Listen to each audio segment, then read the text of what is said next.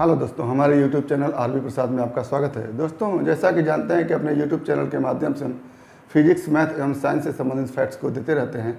तो आज हम क्लास 12th में फिजिक्स में पहले चैप्टर से एक नए टॉपिक को लेकर के आए हैं, जो है विद्युत बल के अध्यारोपण का सिद्धांत, principle of superposition of electric force. तो इसमें जब किसी एक आवेश पर एक से अधिक आवेशों के कारण विद्युत बल लग रहा होता है, तो उन सभी विद्युत बलों के विषय में बताया गया है कि इन विद्युत बलों की प्रॉपर्टी क्या होती है और सभी विद्युत बलों का परिणामी क्या होता है। तो यहाँ पर एक आवेश Q1 है, इसके चारों तरफ Q2, Q3, Q4, Q5, Q6 इस तरह से आवेश हैं। अब ये आवेश इस Q1 आवेश पर बल लगाएंगे और इन बलों के विषय में तथा इन समस्त बलों के परिणामी के विषय में प्रिंसिपल ऑफ सुपरपोजिशन या अध्यारोपण का सिद्धांत बताता है। तो इसमें बताया गया है कि जब किसी एक आवेश पर एक से अधिक आवेशों के कारण विद्युत बल लगता है, तो सभी विद्युत बल एक दूसरे से स्वतंत्र होते हैं और इस पहले आवेश पर लगने वाले सभी विद्युत बलों का परिणामी उनके अलग अलग विद्युत बलों के सदिश योग के बराबर होता है। तो प्रिंसिपल ऑफ सुपरपोजिशन या अध्यारोपण के सिद्धांत पे आप लिखेंगे कि जब किसी एक आवेश पर एक से अधिक आवेशों के कारण विद्युत बल लगता है, तो ये सभी विद्युत बल एक दूसरे से स्वतंत्र होते हैं। तो ये सभी विद्युत बल एक दूसरे से स्वतंत्र होते हैं। और क्या बताया गया कि इस सिंगल आवेश पर जितने भी बल होते हैं, उन बलों का परिणामी उनके अलग अलग बल के सदिश योग के बराबर होता है। तो और क्या लिखेंगे कि इस आवेश पर लगने वाले सभी बलों का परिणामी इनके अलग अलग मान के सदिश योग के बराबर होता है। तो ये हमारा हो गया अध्यारोपण का सिद्धांत, प्रिंसिपल ऑफ सुपरपोजिशन। इसमें कहा गया कि जब किसी एक आवेश पर एक से अधिक आवेशों के कारण विद्युत बल लगता है, तो ये सभी विद्युत बल एक दूसरे से स्वतंत्र होते हैं और इस आवेश पर लगने वाले सभी बलों का परिणामी इनके अलग अलग मान के सदिश योग के बराबर होता है। अब यहाँ पर हम देख रहे हैं कि Q1 आवेश है, इसके चारों ओर Q2, Q3, Q4, Q5 minus Q6 आवेश लगे हुए हैं। तो इन सभी आवेशों के कारण लगने वाले जो विद्युत बल है उसको हम काउंट करते हैं। तो जैसे Q2 आवेश के कारण Q1 आवेश पर लगने वाला बल F12, F फोर्स 1 Q1 के लिए और 2 Q2 के लिए, यानी Q1 पर Q2 के कारण लगने वाले फोर्स को हम F12 लिख रहे हैं। तो Q2 के कारण Q1 पर लगने वाला फोर्स F12, Q3 के कारण Q1 पर लगने वाला फोर्स F13, Q4 के कारण Q1 पर लगने वाला फोर्स F14, इस तरह से F15, F16 इस तरह से है। अब इन सभी बलों की दिशा के विषय में चर्चा करें तो Q2 के कारण Q1 पर जो लगने वाला बल है वो प्रतिकर्षण बल होगा, क्योंकि दोनों ही धन आवेश हैं। तो प्रतिकर्षण बल क्या करेगा, Q1 को प्रतिकर्षित करेगा। प्रतिकर्षित करने का मतलब इस F12 की दिशा Q2 से Q1 की ओर होगी। ठीक, बिल्कुल इसी तरह से Q3 के कारण Q1 पर लगने वाला विद्युत बल भी प्रतिकर्षण बल होगा और ये बल Q1 को दूर भगाएगा। तो F13 की दिशा भी ये होगी। इसी तरह से F14 की दिशा, F15 की दिशा आप देखेंगे।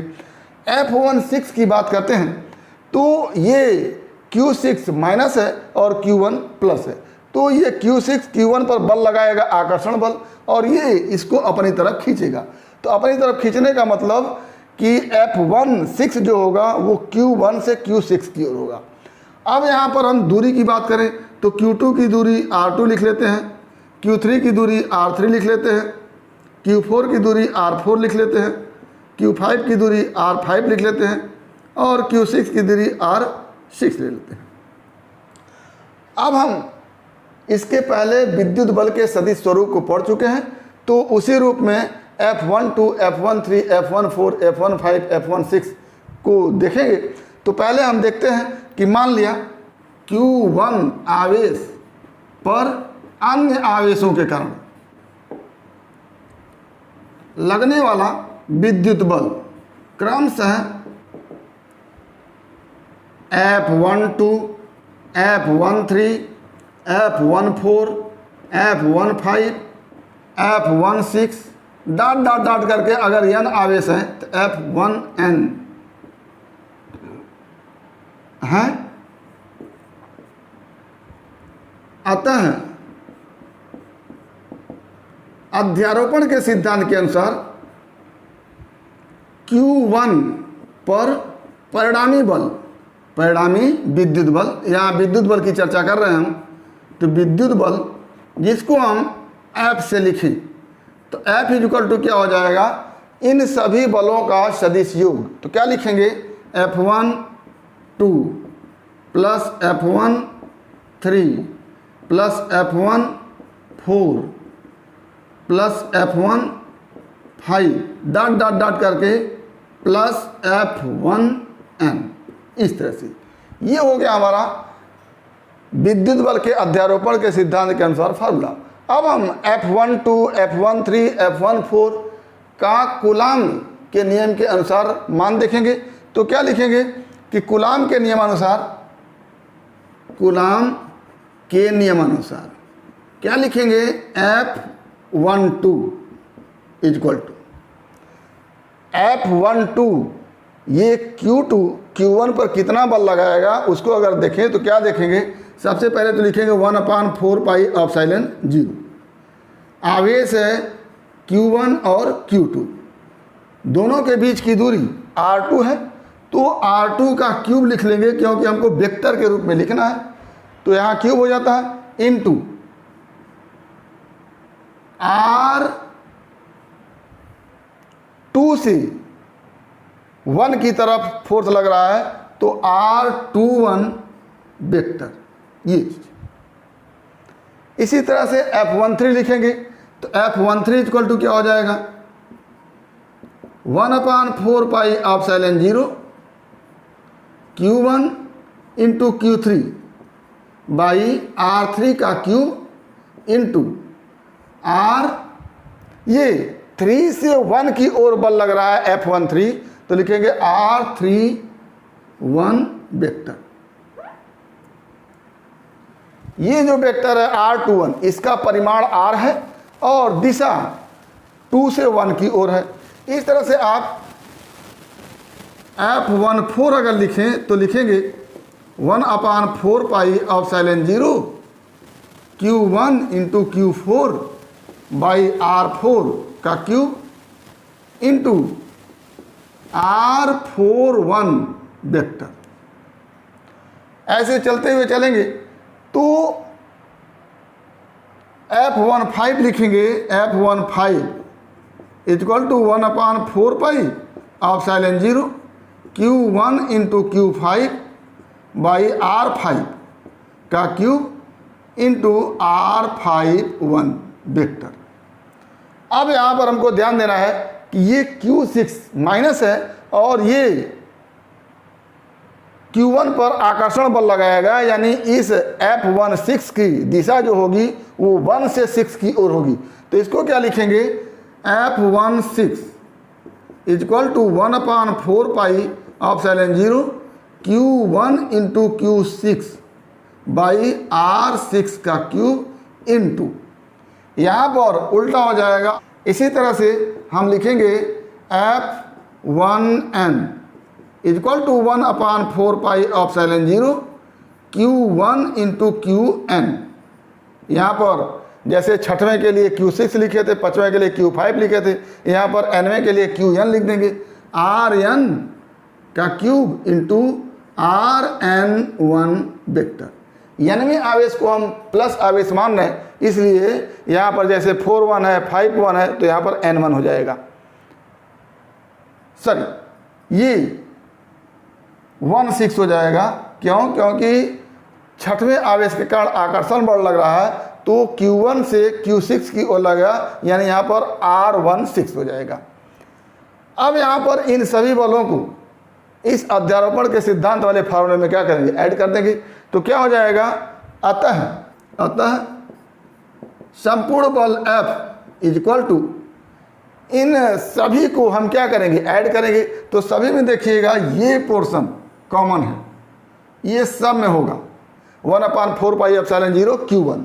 तो सब में कॉमन है, तो उसको लिख लीजिए कॉमन निकाल के 1/4 पाई एप्सिलॉन 0 इंटू Q1, और जो बचता है उसको लिखिए। यहाँ पर बचेगा Q2 बाई R2 का क्यूब, ये दूरी R2 है, तो क्या होगा? Q2 बाई R2 का cube into R21 vector, plus यहाँ पर बचेगा Q3 बाई R3 का cube R31 vector, Q3 by R3 का क्यूब R31 वेक्टर, प्लस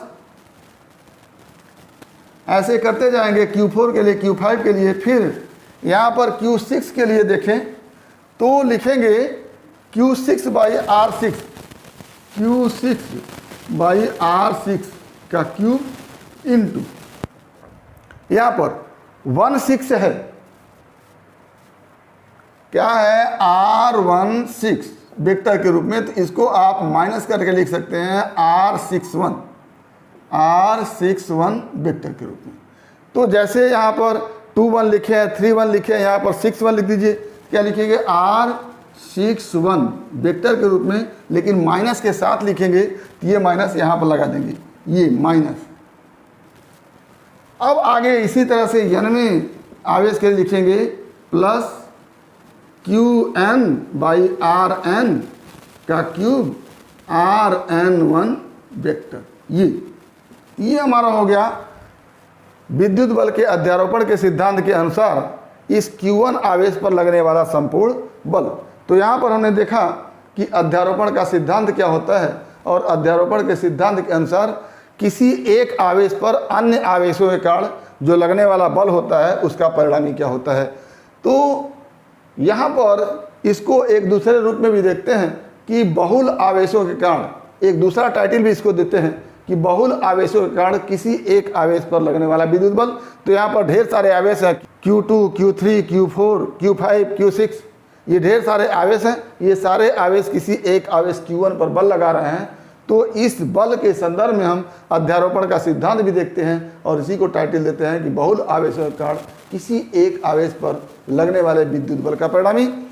तो विद्युत बल के अध्यारोपण का सिद्धांत आपने देखा कि जब किसी एक आवेश पर एक से अधिक आवेशों के कारण विद्युत बल लगता है, तो ये सभी विद्युत बल एक दूसरे से स्वतंत्र होते हैं, और इस आवेश पर लगने वाले सभी बलों का परिणामी इनके अलग अलग मान के सदिश योग के बराबर होता है। आपने Q1 आवेश पर अन्य आवेशों के कारण लगने वाले बल को मान लिया है F12, F13, F14, F15, इस तरह से F1n तक। और अध्यारोपण के सिद्धांत के अनुसार आप जानते हैं कि इस Q1 पर जितने भी बल लग रहे हैं उनका परिणामी इनके सदिश योग के बराबर होता है। तो आपने इनको सदिश रूप से जोड़ करके अध्यारोपण का सिद्धांत आरोपित कर दिया है।